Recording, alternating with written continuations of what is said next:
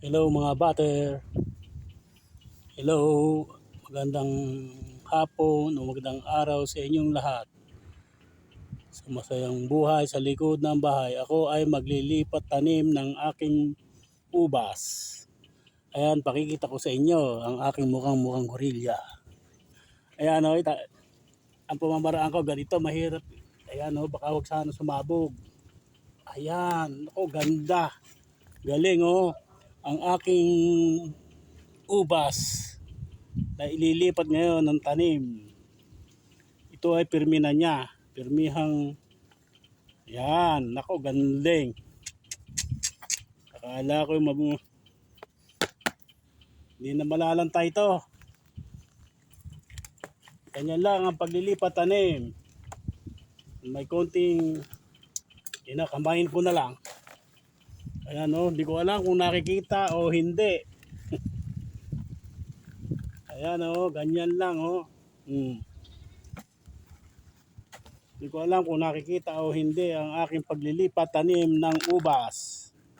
Mga butter, ganyan lang ang buhay ni Lolo dito sa masayang buhay sa likod ng bahay. Ayan o. Meron na akong pang-umpisa ng ubas. Ayan, oh, ganda niya oh, ang lusog.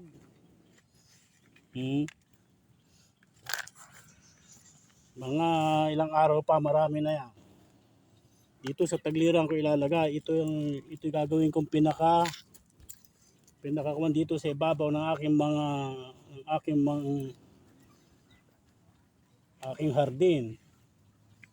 Sa ibabaw ng mga halaman, ang balag nito. Dito sa masayang buhay sa likod ng bahay. Gagawin kong pinaka-atip ng mga halaman, ang balag ng ubas. Ito ang pag-uumpisa ng aking pagtatanim ng ubas. Hello. How many minutes? Hindi ko alam kung nakikita nyo o hindi mga butter. Ganyan lang ang buhay. Tanim ng tanim para may aanihin. Masarap umani ng ubas kung mapagbubunga. Saktong-sakto yung aking lupang kinuha oh.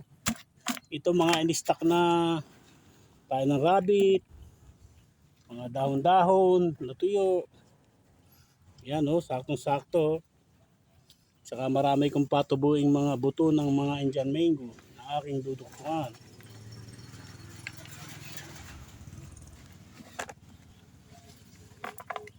Ayan oh. Ngayon pa lang ako makapagtatanim ng ubas.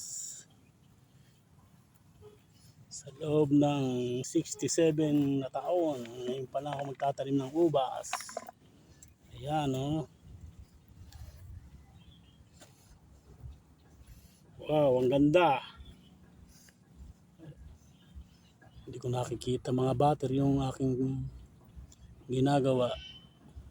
Kung nakikita nyo ay maganda sana. Ayan o. Okay. Dito sa masayang buhay sa likod ng bahay, dito sa aking munting hardin, ko inilalagay itong aking ubas. Hanggang sa muli sa masayang buhay sa likod ng bahay. Paki-like, share, and subscribe ang aking unang pagtatanim ng ubas. Okay, bye-bye. Wow.